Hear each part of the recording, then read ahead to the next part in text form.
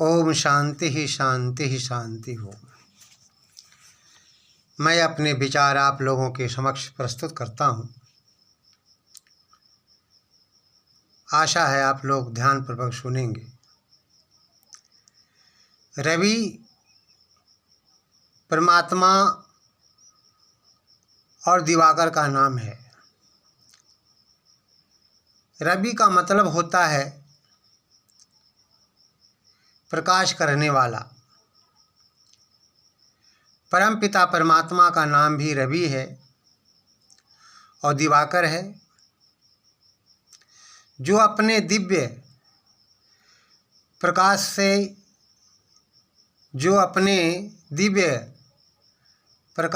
से प्रत्येक मानव के हृदय को प्रकाशित करता है और उसके जीवन को पुनीत बनाता है। इसलिए वह परमात्मा रवि है, दिवाकर है। इंद्र भी परमात्मा का नाम है, जो सभी प्राणियों के अंतःकरण में सुख एवं आनंद की वृष्टि करता है। इसलिए उस परमपिता परमात्मा का नाम इंद्र है। जो मनुष्य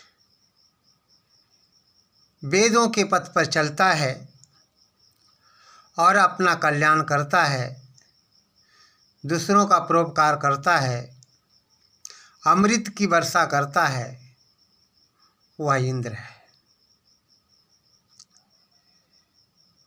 मनुष्य के जीवन को महान बनाता है।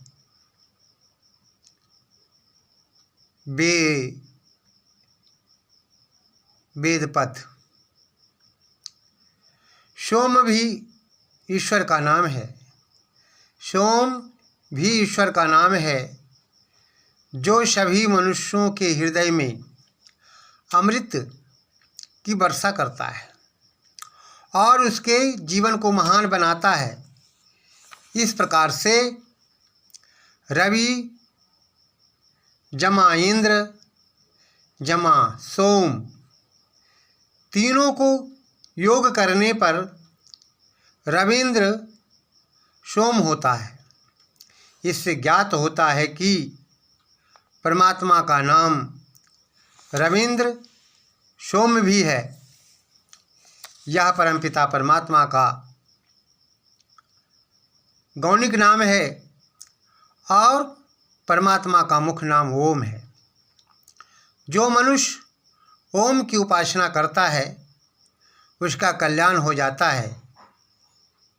रवि, इंद्र और सोम ईश्वर के गौणिक नाम है और परमपिता परमात्मा का मुख्य नाम ओम है। वास्तव में जो मनुष्य परमपिता परमात्मा का ध्यान करता है, उसका कल्याण हो जाता है। लेकिन जो परमपिता परमात्मा की भक्ति से दूर रहता है, उसका कल्याण कभी नहीं होता। इसलिए किसी कवि ने कहा है, ओम नाम सबसे बड़ा, इससे बड़ा ना कोई, जो इसका सुमिरन करे शुद्ध आत्मा होए। वास्तव में यह सत्य है। जो परमपिता परमात्मा की उपासना करता है, उसका जीवन पवित्र हो जाता है, महान हो जाता है। क्योंकि परमपिता परमात्मा ने ही हमें मानव का चोला दिया है, इतना सुंदर शरीर दिया है, इतना सुंदर बदन दिया है। अजी हम मानव शरीर पा करके यदि परमपिता परमात्मा की भक्ति नहीं करते हैं, तो यह हमारा दुर्भाग्य है। इसलिए हमें परमपिता परमात्मा की भक्ति से कभी दूर नहीं रहना चाहिए। क्यों ईश्वर ही एक ऐसी शक्ति है, परमात्मा ही एक ऐसी शक्ति है जो समस्त संसार को बनाता है, समस्त संसार को मिटाता भी है। इसलिए जिस परमपिता परमात्मा ने हमें इतना सुंदर शरीर दिया है, मानव का शरीर दिया है, मानव का चोला दिया है, उसकी भक्ति करना हमारा परम कर्तव्य होता है। जो इससे दूर रहता है उसका जीवन पुनीत नहीं होता है। वह परमपिता परमात्मा कण कण में बसा हुआ है।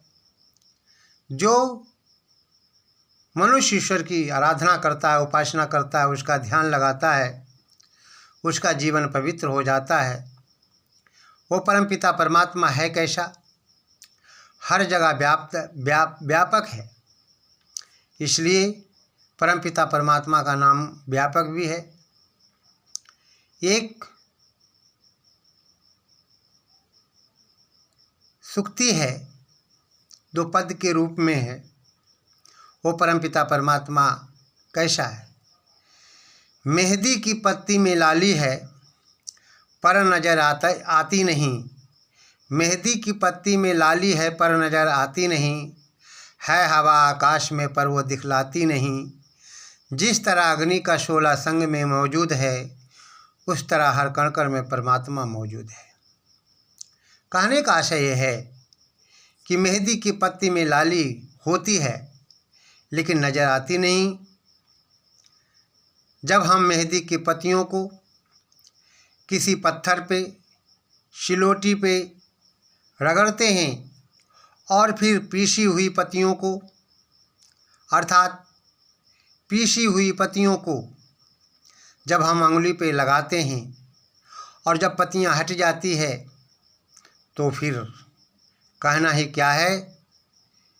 जिस स्थान पे हम लगाते हैं मेहंदी की पत्तियों को और पत्तियां हट जाने के बाद वह जगह जो होती है फिर लाल हो जाती है, वो मेहंदी की रंग वहाँ दिखाई देने लगती है। ठीक उसी प्रकार से जब साधक परमपिता परमात्मा की भक्ति में मस्त हो जाता है तो उसके जीवन में आनंद ही दिखाई देता है। आनंद की प्राप्ति हो जाती है।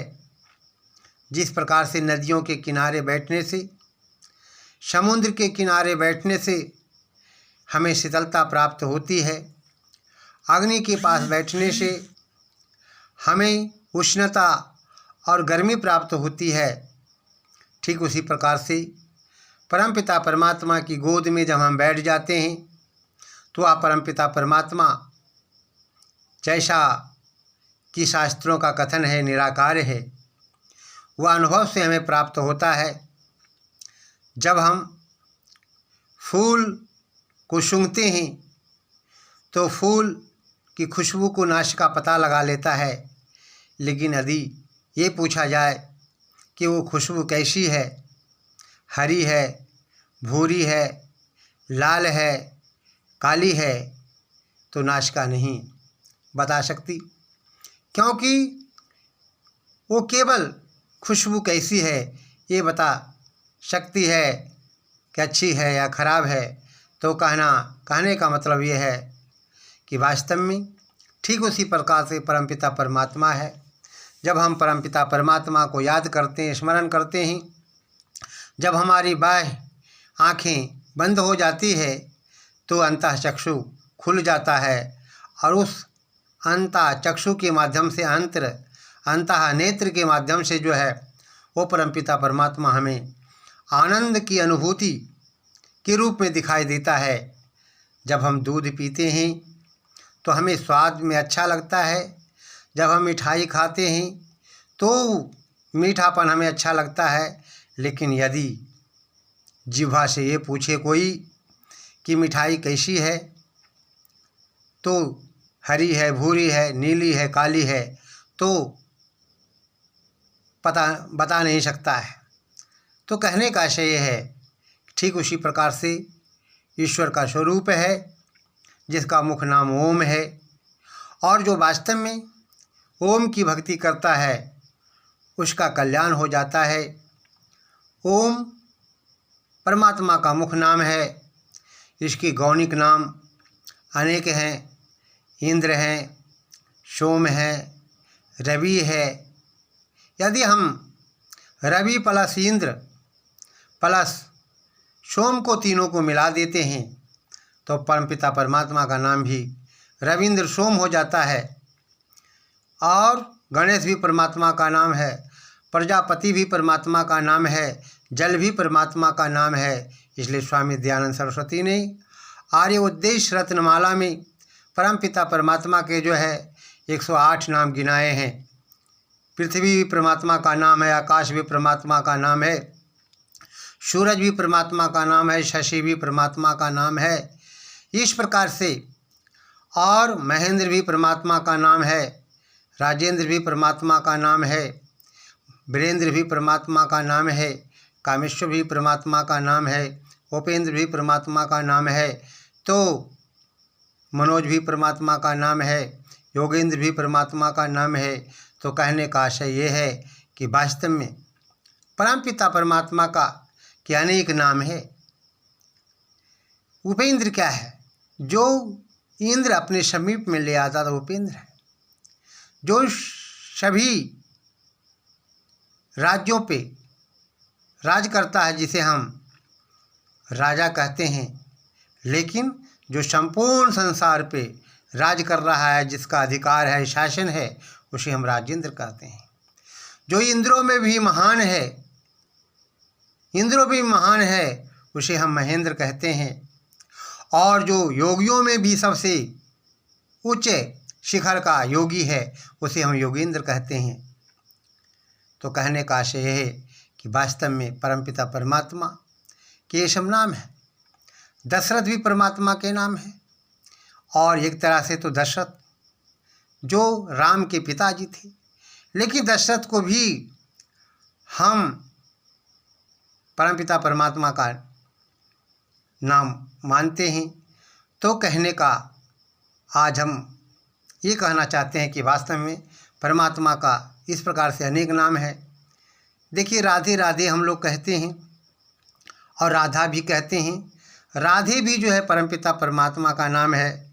श्याम श्री कृष्ण को कहते हैं, राधे भी श्री कृष्ण को कहते हैं। यदि हम दोनों को मिलाते हैं तो राधे श्याम हो जाता है। इसलिए कहने का आशय है राधे श्याम भी परमात्मा का नाम है। तो कहने का आशय ये है कि वास्तव में परमपिता परमात्मा का जो है अनेक प्रकार के गौणिक नाम है। कर्मों के आधार पे परमपिता परमात्मा का गौणिक नाम है। जिस प्रकार से परमपिता परमात्मा संपूर्ण संसार को प्रकाशित करता है, इसलिए उसका नाम जो है कहते हैं दिवाकर है, रवि है। जो परमपिता परमात्मा समस्त संसार को शांति का शीतल प्रसाद जो है देता है, बांटता है और शांत रखता है, इसलिए उस परमपिता परमात्मा का नाम चंद्रमा है, चंद्र है, शशि है। जो कहने का मतलब है, मुझे कहने का मतलब है, अर्थात हमें कहने का मतलब है कि परमपिता परमात्मा वास्तव में महान है, जिसका मुख्य नाम ओम है। हमें इसकी भक्ति करनी चाहिए और जो परमपिता परमात्मा की भक्ति करता है उसका कल्याण हो जाता है। ओम।